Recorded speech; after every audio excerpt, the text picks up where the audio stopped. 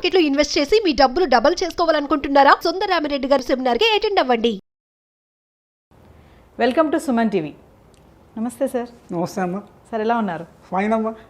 Sir, bank schemes, అసలు బ్యాంక్లో ఏమేమి స్కీమ్స్ ఉంటాయి, అసలు దాని ఎలిజిబిలిటీ ఎలా ఉంటుంది? బ్యాంకులో సాధారణంగా కొంత అకౌంటెన్సీ పరిజ్ఞానం ఉండే వాళ్ళకి అసెట్స్ లయబిలిటీస్ అనేది మనం వ్యక్తిగతంగా కూడా మన ఇండివిజువల్ మన నెలసరి జీతంలో కూడా we can maintain that assets and liabilities. తెలుగులో చెప్పాలంటే ఆస్తులు అప్పులు. మనకి ఎన్ని ఆస్తులు ఉన్నాయి, అప్పులు ఉన్నాయి. బ్యాంక్ నుంచి ఆలోచిస్తే మనము డిపాజిట్ చేసుకున్నవన్నీ బ్యాంక్కి అప్పులు, because they have to pay back to us. Bank ఏదైతే లోన్ ఇస్తుందో బారోయర్స్కి అవి బ్యాంక్కి ఆస్తులు. ఇది ప్రధానమైన విషయం. ఇప్పుడు మనము అంటే జనరల్ పబ్లిక్లో మనము బ్యాంకులో 80% మంది డిపాజిట్ చేస్తారు. వాళ్ళకుండే స్మాల్ సేవింగ్స్, మీడియం సేవింగ్స్. అప్పు తీసుకునే వాళ్ళు తక్కువ ఉంటారు, డిపాజిట్ చేసేవాళ్ళు అసంఖ్యాకు ఉంటారు. దానికి మన జన్ ధన్ యోజన JDY అది రీసెంట్ స్కీము. ఇంతకుముందు we use to say financial inclusion. ఈ JDY కింద చాలామంది బ్యాంకులో అకౌంట్స్ ఓపెన్ చేసి డబ్బులు కొద్దిగా గొప్ప దాచిపెట్టారు. రెండు ప్రధానమైనటువంటి అకౌంట్స్ బ్యాంకులో ఉండేవి. మిగిలినవన్నీ దానికి లోబడి ఆర్ అడిషనల్ అనొచ్చు. మెయిన్గా రెండే, ఒకటి సేవింగ్స్ అకౌంటు, రెండవది కరెంట్ అకౌంట్. సేవింగ్స్ అకౌంటు పౌరులు వాళ్ళ వ్యక్తిగతంగా ఇండివిజువల్గా కానీ జాయింట్గా కానీ దాడు they can open the savings account. మనకు తెలుగులో పొదుపు ఖాతా అంటాం. బిజినెస్ చేసేవాళ్ళు కరెంట్ అకౌంట్. ఈ రెండే ప్రధానమైన అకౌంట్స్. ఈ ఫిక్స్డ్ డిపాజిట్లు మిగిలినవన్నీ వీటికి లోబడి వెనక సైడ్ వస్తాయి. మనము చెక్కులు ఇష్యూ చేసినా, ఎవరికైనా డబ్బులు ట్రాన్స్ఫర్ చేసినా కూడా ఈ SB అకౌంట్ నుంచి కానీ కరెంట్ అకౌంట్ నుంచి కానీ పోతాయి. This is the basic thing. ఈ SB అకౌంట్లో మన బ్యాలెన్స్ ఎంత ఉందో దాని మీద ఆ బ్యాంక్ యొక్క హెడ్ ఆఫీసులో చాలా కమిటీస్ ఉంటాయి. అసెట్స్ అండ్ లయబిలిటీ కమిటీ అని ఒకటి.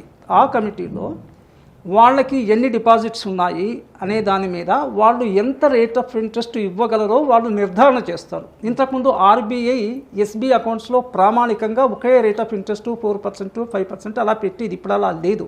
ఏ బ్యాంక్ అది నిర్ధారించుకుంటుంది.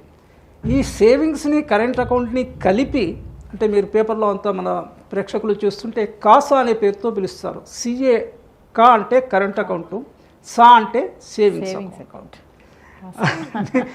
నేను దీనికి నిల్ అని నా ప్రతిపాదనలో నిల్ డిపాజిట్స్ అంట.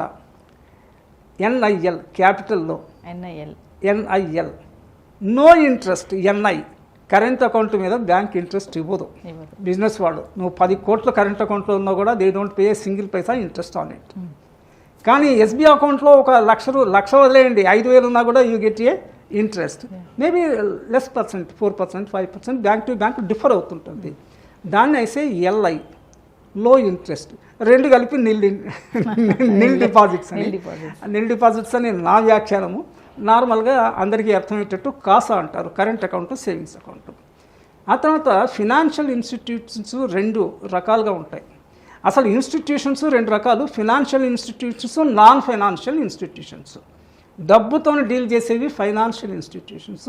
దీంట్లో మళ్ళీ 2 రకాలు, ఒకటి బ్యాంక్స్, రెండవది non banking financial institutions. Non banking financial institutes కూడా లోన్లు ఇస్తుంటాయి. వాళ్ళు కూడా డిపాజిట్లు తీసుకుంటారు. With the permission of the RBI licence తీసుకొని they will be doing that one. కానీ బ్యాంకులకు ఉండే అడ్వాంటేజ్ ఏంటంటే bank alone can issue cheque books.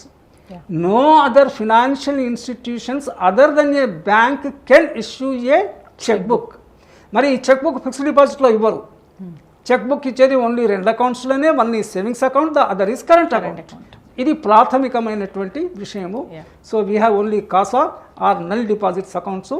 కొంచెం వెనక్కి లోపలికి వెళ్తే fixed deposit, RD recurring deposits అని వాటిని వేసి తెలుగులో కాల వ్యవధి డిపాజిట్స్. మ్యాక్సిమం 10 years వరకు పెట్టుకోవచ్చు. 10 years దాటితే ఒకవేళ కోర్టు నుంచి వచ్చిన డిపాజిట్ అయితే మైనర్ పిల్లల్లో ఏదో మైనర్ ఒక 3 ఏళ్ళ అబ్బాయికో అమ్మాయికో డిపాజిట్ చేయాల్సి వచ్చింది. పేరెంట్స్ ఏదైనా యాక్సిడెంట్లో పోయినప్పుడు కోర్టు నుంచి వాళ్ళకి ఏదో వచ్చింది. వాళ్ళ మైనార్టీ తీరేంతవరకు 18 ఇయర్స్కి రావాలి కదా, అంటే 18లో 3 తీసిస్తే 15 ఏళ్ళ వరకు పెట్టాలి. ఆ ఎక్సెప్షన్ తప్ప కస్టమర్ వెళ్ళి అడిగితే 10 ఏళ్ళకి మించి డిపాజిట్ తీసుకోరు, ఓకే. ఆర్డీ కానీ ఫిక్స్డ్ డిపాజిట్ కానీ. ఈ ఎస్బీఐ వీటికి ఎస్బీఐ కరెంట్ అకౌంట్ మీ ఇస్తే డిమాండ్ డిపాజిట్స్, టెక్నికల్గా ఈ కాల వ్యవధి ఉండే దాంట్లో మీ ఇస్తే time deposits, because they are for a particular time. This is the broad classification of the deposits. ఈ సేవింగ్స్ బ్యాంక్స్కి వస్తే మళ్ళీ ఈ మధ్యలో చాలా ఫ్రాడ్స్ జరుగుతున్నాయి. చాలామంది సోషల్ మీడియాలో చూసుంటారు, నాకేదో ఫోన్ నెంబర్ వచ్చింది, నేను ఏదో ఆన్సర్ చెప్పాను, ఓటీపీ అన్నాడు, ఏదో చెప్పాను నాకు తెలియక, ఇంత లోపల నా బ్యాంక్ అకౌంట్లో నుంచి 4 లక్షలు పోయినాయి, 2 లక్షలు పోయినాయి అంటున్నారు.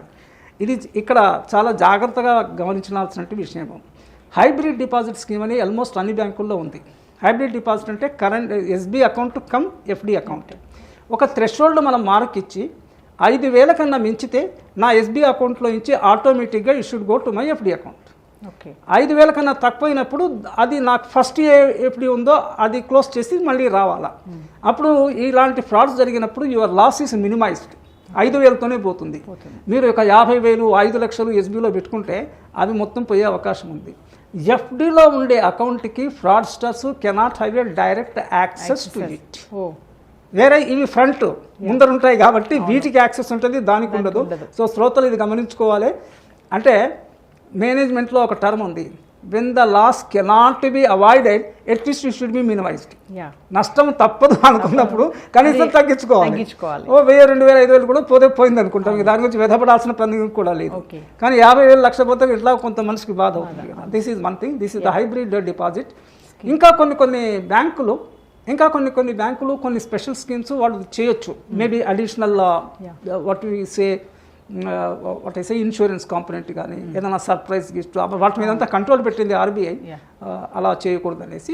But still this is the బ్రాడ్గా this is the classification of deposits. Sir ఇప్పుడు కొన్ని బ్యాంక్స్ చూసుకుంటే ఈ స్కీమ్స్ అనేది బ్యాంక్ కూడా డిఫరెంట్గా ఉంటాయి. ఆ స్కీమ్స్ అన్నీ ఒకటే ఉంటుందంటారు? బ్రాడ్గా నేను చెప్పింది CASA deposits on monthly basis, on daily basis, daily products అంటారు. అంటే యాక్చువల్ బేసిస్ మీద ఈరోజు 10,000 నా ఎస్బీ అకౌంట్లో బ్యాలెన్స్ ఉంది, రేపు 15,000 ఉంది. ఈరోజు ఒక రోజుకి 10,000కి ఇస్తాడు, ఆ 15 రేపటి నుంచి 15,000కి, మళ్ళీ రేపు పొద్దున 8,000 అయితే ఆ 8,000 మీద, అంటే యాక్చువల్ ప్రొడక్ట్స్ మీద ఇస్తారు. ఇది ఫండమెంటల్ రూల్. ఓకే. పబ్లిక్ని అట్రాక్ట్ చేయడానికి సేవింగ్స్ ఫోర్ట్ నైట్లని, సేవింగ్స్ వీక్ అని, డిపాజిట్స్ వీక్ అని కొన్ని బ్యాంకులు పెట్టి దాని ఏమన్నా కొంచెం చిన్నపాటి గిఫ్ట్లు ఇవ్వడం కానీ, లేకపోతే నేను ఇందాక చెప్పినట్టు అలాంటిది ఏమైనా ఇవ్వచ్చు. కానీ ఐ మీన్ అంత కొట్టొచ్చినటువంటి మార్పులు ఏముండవు, because all subject to RBI దీనివల్ల. అయితే ఆర్బీఐ కొంత స్వేచ్ఛ ఇచ్చింది బ్యాంకులకి. ఆ స్వేచ్ఛలో ఆ ఇచ్చిన డిస్కషన్లో they may give some add on benefits possible. Sir అయితే ఫైనల్గా మా వ్యూవర్స్కి మీరు ఒక 2 మంచి స్కీమ్స్ ఏమైనా చెప్తారా? ఒకటేమా, ఇండివిజువల్గా ప్రతి ఒక్కళ్ళకి బ్యాంకులో సేవింగ్స్ బ్యాంక్స్ అకౌంట్ ఉండాలి. మొన్న ఒక సెమినార్లో కూడా నేను చెప్తున్నాను, బర్త్ సర్టిఫికెట్ ఇచ్చే ముందు government should ensure that unless the parents open A bank account for them birth certificate should not be given. అంటే ఇది కొంచెం రెవల్యూషనరీ దిస్ వన్. కారణం ఏంటంటే బాబో పాపో పుట్టిన తర్వాత 21 రోజు చేస్తున్నాం మన దగ్గర 21st డే నేమింగ్ సెరమనీ. ఏదో గిఫ్ట్లు క్యాష్లో కైండ్లో వస్తాయి కదా, మీరు అప్పటికే అకౌంట్ ఓపెన్ చేస్తే ఆ క్యాష్ అంతా ఆ డిపాజిట్లో చేయొచ్చు కదా. ఆ పాప బాబు పెరిగి 5-10 ఏళ్ళకి నా బ్యాంక్ అకౌంట్ అనేటువంటి ఒక స్పృహ ఒకటి ఉంటుంది కదా, సేవ్ చేయాలనేటువంటి ఒక జ్ఞానం పెరుగుతుంది కదా. వాళ్ళు పెరిగిన దీంట్లో in the process of this one అదే బ్యాంకులో మనం పెట్టుకోవచ్చు అనేసి. అప్పుడు బ్యాంక్ సీనియారిటీ పెరిగి బ్యాంక్ మేనేజర్ కూడా 10 ఏళ్ల నుంచి ఈయన అకౌంట్ ఉంది, ఇతను ఫారిన్ వెళ్తున్నాడు, ఎడ్యుకేషన్లోను వీషుడు ఇవన్నీ వస్తాయి కదా. అందుకని నేను పేరెంట్స్కి చెప్పేది ఏంటంటే, పేరెంట్స్ వాళ్ళ ఎల్డర్ పీపుల్కి ఎదురుకి బ్యాంక్ అకౌంట్ ఉండాలి. ఇంతవరకు లేకపోతే రేపు ఓపెన్ చేసుకోండి. రేపు పొద్దున మీ ఇంట్లో ఏ పాప బాబు పుట్టినా కూడా immediately on the day of their birth open account to them. SB account ఉండాలి. ఇది కరెంట్ అకౌంట్ వచ్చేసి బిజినెస్ చేసుకునే వాళ్ళకి, పెద్దవాళ్ళకి బిజినెస్ ఇది ఉంటే అది ఉండాలి. ఎస్బీ అకౌంట్లో తర్వాత ఇందాక నేను థ్రెషోల్డ్ అని చెప్పింది, దానికన్నా మించి ఉన్నవి we can have it in fixed deposit. దానికి మించి ఉంటే we can invest out side the bank in real estate కానీ, ఇన్ షేర్ కానీ, ఇన్ గోల్డ్ కానీ వీ కెన్ ఇన్వెస్ట్. ఇన్వెస్ట్మెంట్లో రిస్క్ ఉంటుంది, సేవింగ్స్లో బ్యాంక్ దాంట్లో రిస్క్ ఉండదు. ఆ తర్వాత ప్రతి బ్యాంకులో 5 లక్షల వరకు each bank for each person deposit insurance corporation వాళ్ళతో ఇన్సూర్ చేయబడ్డాయి. ఒకవేళ బ్యాంక్ ఫర్ ఎనీ రీజన్ దివాలా తీస్తే 5 లక్షల వరకు కస్టమర్కి డబ్బులు వెనక్కి వస్తాయి. బ్యాంకుకు చొప్పున 20 బ్యాంకుల్లో 5 లక్షలు ఉంటే 1 crore తీసుకోవాలి. అందుకన్నా యావరేజ్ వాళ్ళకి మిడిల్ పర్సన్స్కి అంతకన్నా డబ్బులు ఉండవు కదా. So I suggest that every one should have a bank account. Sir bank schemes గురించి చాలా బాగా ఎక్స్ప్లెయిన్ చేశారు. Thank you sir. నమస్తే అమ్మా.